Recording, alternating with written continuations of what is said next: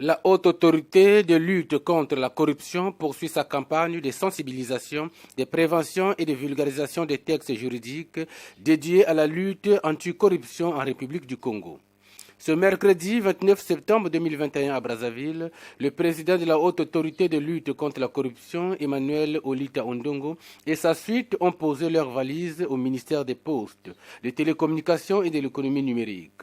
Dans leur JVCR, 4 communications, à savoir les missions, les pouvoirs et l'organisation de la HALC, l'aperçu général de la loi anticorruption au Congo, la Haute Autorité de lutte anticorruption et ses pouvoirs de saisine, la loi sur la déclaration du patrimoine. Parce que la HALC ne peut lutter seule contre la corruption. Tous les secteurs, tous les acteurs de la vie civile, les citoyens, la population, doivent pouvoir être mobilisés dans un corps social que l'on définit comme écosystème de la lutte contre la corruption, afin qu'on fasse réguler la corruption. C'est vraiment important. Le deuxième canal, c'est la voie de la plainte, la plainte ou de la dénonciation.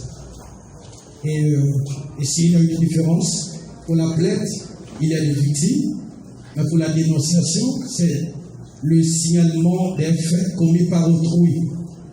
Et voilà pourquoi il y a des cas où on peut se présenter devant la barre du tribunal sans l'autre partie. La corruption est une infraction à la loi pénale. Lorsque nous parlons des infractions, nous savons qu'elles sont de 3 catégories. C'est que les infractions qui sont passibles de peines criminelles sont des crimes. Les infractions qui sont passibles de peines correctionnelles sont des délits.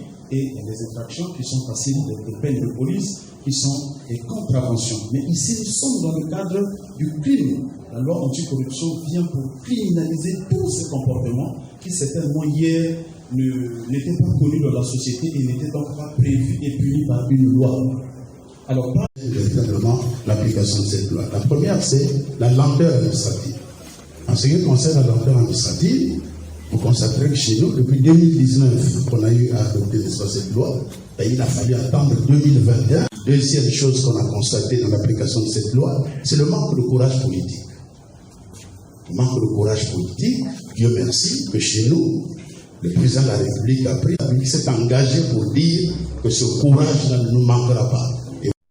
Le président de la Haute Autorité de lutte contre la corruption dans son mot, prononcé bien avant les travaux, a présenté les pouvoirs de son institution avant de déclarer que la récréation était terminée. La HALC a le pouvoir de se saisir d'office ou d'être saisi par le président de la République, le président du Sénat, le président de l'Assemblée nationale sur la base des indices probants. Mener les enquêtes ou investigations sur les faits de corruption, de concussion et de fraude, obtenir de toute autorité publique ou de personnes physiques ou morales la communication des informations et des documents dans le cadre des investigations qu'elle entreprend, et enfin protéger l'identité des témoins, des complices et des auteurs présumés coupables des actes de corruption, de concussion, de fraude et des infractions assimilées. C'est-à-dire la Haute Autorité de lutte contre la corruption déclare haut et fort que la récréation est terminée. La fin de la récréation devra céder sa place à la gestion saine des deniers publics, à la transparence, au respect de la chose publique et à la restauration de l'autorité de l'État. La Haute Autorité de lutte contre la corruption dispose d'un numéro vert qui sera opérationnel dans les jours qui suivent. C'est le 1023. Les opérateurs de téléphonie mobile s'y attellent pour réunir toutes les conditions utiles relatives à son opérationnalisation.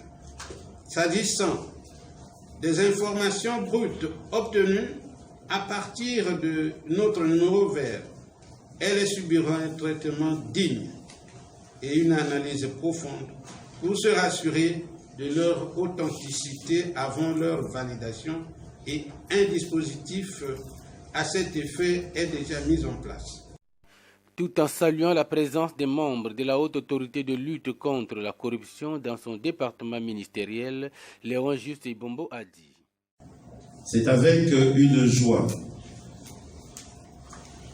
et un sentiment d'interpellation collective que j'ouvre ce jour, mercredi 29 septembre 2021, largement les portes du ministère des Postes, des Télécommunications et de l'économie numérique pour recevoir la haute autorité de lutte contre la corruption dans la détermination et l'engagement à lutter contre les antivaleurs.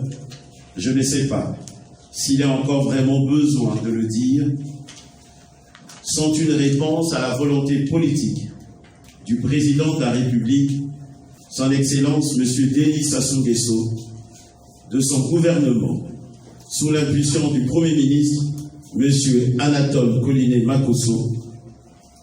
En effet, la corruption, cette gangrène tant décriée, doit être combattue avec la plus grande énergie, est au centre de nos travaux de ce jour.